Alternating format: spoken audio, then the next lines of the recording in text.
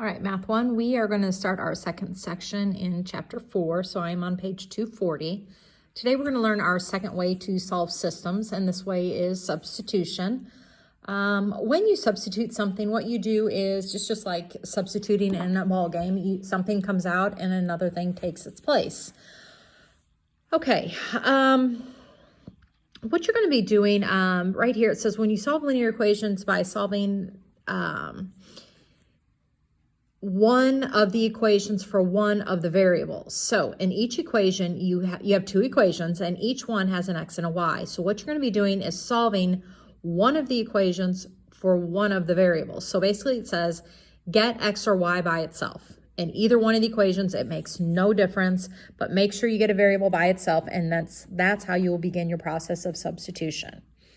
All right, once you get this down, it is very, very easy, but I will say this is probably one of the hardest struggles for students to understand this, but once you do, it is so easy and it will become your favorite method. All right, so you're going to take a look at each equation and you say, all right, can I get a variable by itself? Well, actually, this one already has y by itself, but so does this one. So it does not matter which one you circle, but here's what I would like to show you kind of how to do this. Choose one of these, so I'm going to choose this one. If y is equal to x minus 1, then in the other equation, the y can come out of the game and the x minus 1 gets substituted into the game. All right, so what I'm going to do is rewrite this top equation with the y out and the x minus 1 in its spot. So if I did that, it would read x minus 1 equals 2x plus 7. Now, the reason we did this is because each of these had two different variables in it, so you cannot solve either one of them. But by substituting this in place of the y, I now have made a single equation with a single variable, therefore we can solve for that variable. All right, so if you notice I only have x's, I need to solve for x. So I'm going to subtract the x over here, subtract it from the 2x, leaving me with the 1x. Okay, so I bring that down, and then to get x alone, I'm going to subtract a 7 from both sides. So x is equal to -8. There is one of the intersection points. Okay, so x is -8. And again, this is the exact same thing we did last time. It's just we're doing it by a different method. So these are still two linear lines. I could graph them if I wanted to, but I'm still trying to figure out where do they intersect. All right, so I know they're going to intersect when the x is -8. So now I'm going to take this -8 and I'm going to replace it into my circled value right here. So if x is -8, then y is equal to -8 minus 1. Well, -8 minus 1 is -9. That is the intersection point. So if I wanted to, I could go put -8 right here. 2 times -8 is -16 plus 7. And yes, that equals -9. Okay, so here we go again. I'm looking at the two equations. I have two different variables in them, so I need to get one of the variables by itself. Well, they already have that by itself right here. The y is alone. Notice nothing else on this side. Could I get the x alone here, or could I get the y alone here? Yeah, you could do that. But since this is already done, I circled the side that doesn't have the alone variable. Since it is y that it's what is equal, this will go in place of the y in the other equation. So this comes out, 3x goes in its place. So I'm going to rewrite this equation with the y out and 3x in its place. So if I did, it would read x plus 3x is equal to 8. Now I have one equation with one variable. I combine my like terms, divide, and I get x to equal 2. Well, if x is 2, I'm going to replace it right here. So y is equal to whatever 3 times x is. Well, 3 times 2 is 6. And then if I take the 2 and the 6 and I put them here, is 2 plus 6 really 8? Yes, it is. So it works in both equations. That's the intersection point of those two lines. All right, again here, I already have the y by itself. All right, so I'm going to replace that in place of this y right here. So I'm going to rewrite that with that in the y. So 2x. 2, now I come to the y, and I'm going to replace it with an x plus 3. Notice I used parentheses in this one. The reason being is that y was being multiplied by a 2, where in the other ones it was just a plain old y. It wasn't being multiplied by anything but a 1. So I have to use the parentheses because I'm going to distribute that across. So 2x plus 2x plus 6, 2 times 3, is equal to 38. Combine my like terms. I'm going to subtract my 6 over here. I get 32. Divide by 4, so my x is 8. And if x is 8, I'm going to put 8 right here. 8 plus 3 is 11. So I feel like that's my intersection point, but I'm going to check it up here. If I put 8 in for the x, I get a 16. I put an 11 here, I get 22. And is 16 plus 22 38? Yep, that checks out. Okay, we're still going to be using substitution here. It's just if you look at this one, I do not have any of the variables by itself. Neither one of these say y equals or x equals.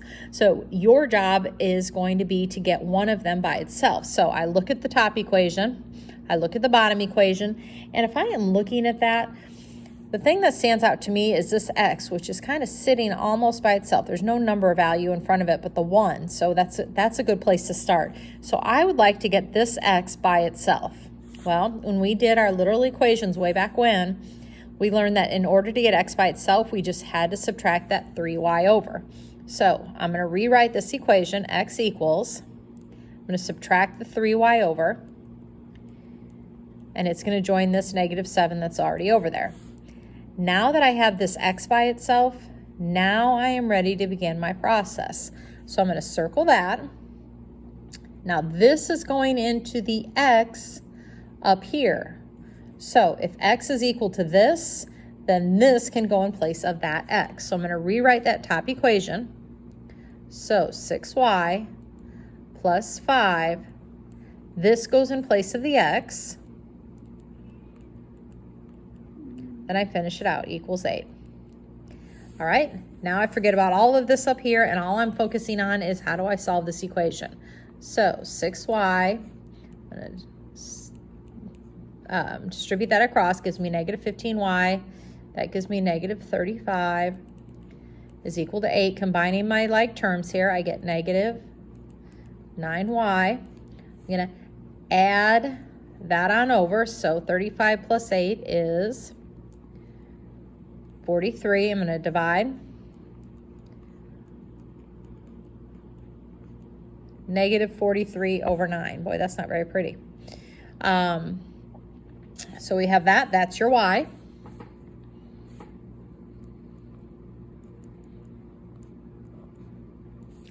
All right, so then what I'm going to do is come over here and grab my calculator. And I'm going to go up to my circled value up here, and I am going to replace the y with this y value. All right, so do it with me if you have your thing. So you're going to be taking -3, all right, times -43 ABC 9, -43 ninths, minus 7. Okay, and I get 7 1/3. All right, so there is your intersection point. Now, you see why that would have been so hard if we were graphing. How would we have come up with those answers? That would have been nearly impossible. All right, so I am going to check my work here. I'm going to take this top equation, and I'm going to input the -43 ninths here, and I'm going to input the 7 1/3 here, and hopefully when I hit equal, I'm going to see the number 8, or I am not right.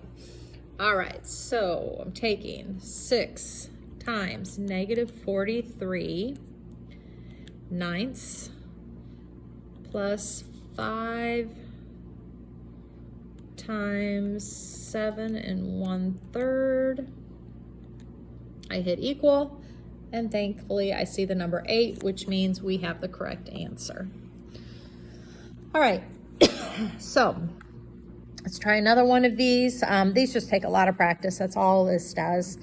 Again, I do not have a variable by itself. I don't have an x equal or a y equals or an x equal or a y equal. But what we should notice is this equation for the y.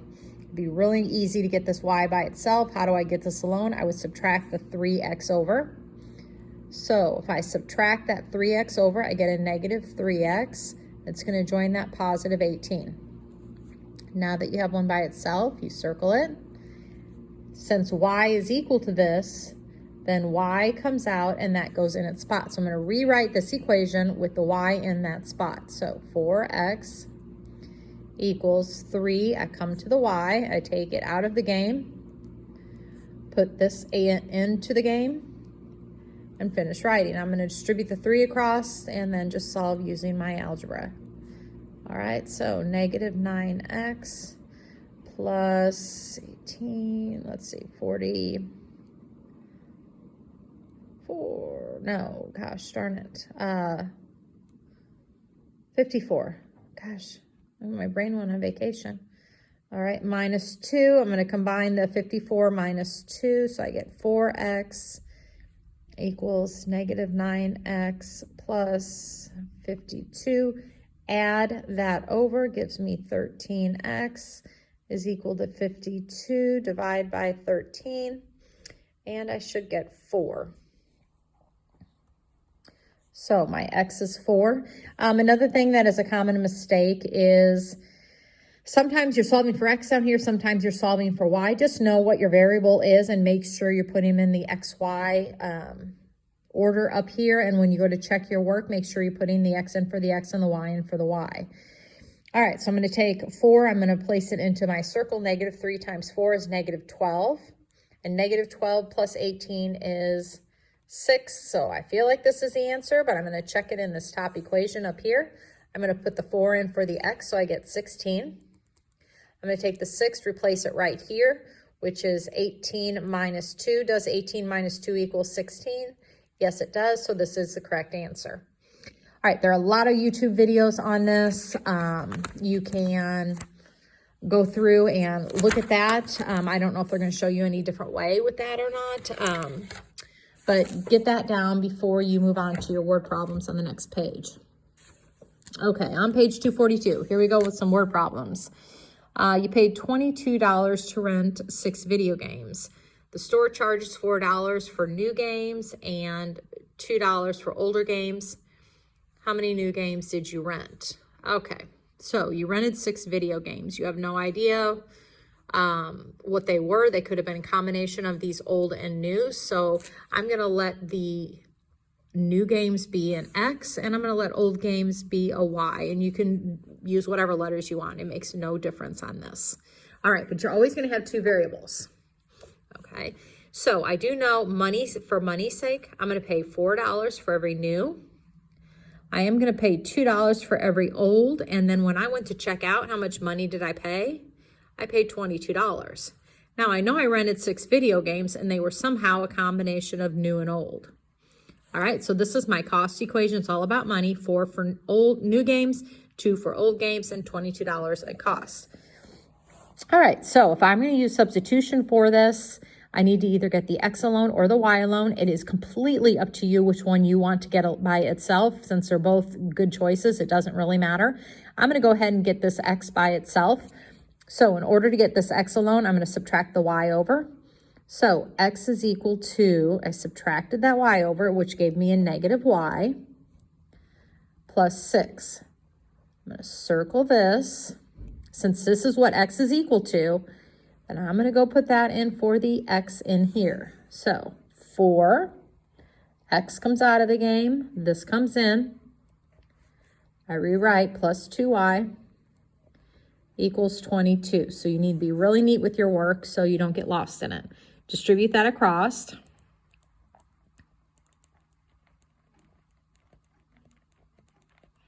And use your algebra to solve. So I have a negative 4y and a positive 2y, which is negative 2. I'm going to subtract the 24 over. And then I'm going to divide both sides by a negative 2, and I get y to be 1. Remember, y stood for how many old games did they rent. So they rented 1 old game. 1 old game. Now, remember they rented 6 games total, so the question was, how many new games did they rent? Well, if they rented 1 old, then they had to have rented 5 new games. Oh. Okay. Okay, let's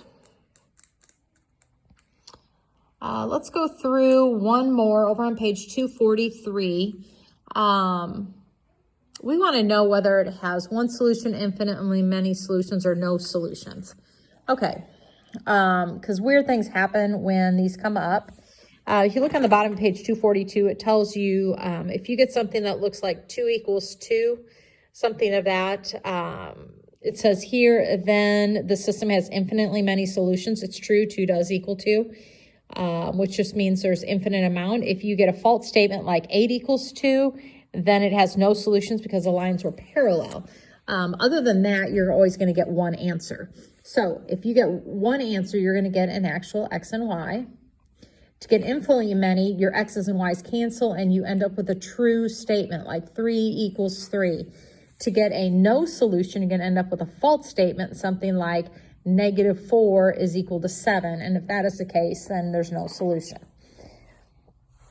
Okay, so to get this by itself, I'm going to look and say, well, my obvious choice would be this x right here. Might be the easiest thing to get by itself. So I'm going to subtract that 10 over. So I get -10 plus 6y. I don't want this negative, so I'm going to divide everything by a negative. So I get x equals, fuzz on my pen, 10 minus 6y. All right, so now I have my x by itself. So what I'm going to do is take that, and I'm going to put that right here in place of the x. So I get 5 is equal to 1/2. Now I put this in its place. You can see how many places are already get things wrong here. So really take your time with this. All right, you are going to distribute that across. So I get 5, half of 10 is 5, half of 6 is -3. All right, well, right here, combining my like terms are on the same side. Well, those will cancel each other out, and I'm left with 5 equals 5. So I come up here. Did I get an x equal or a y equal? No. But I did get a true statement, and it is a true statement, so there are infinitely many.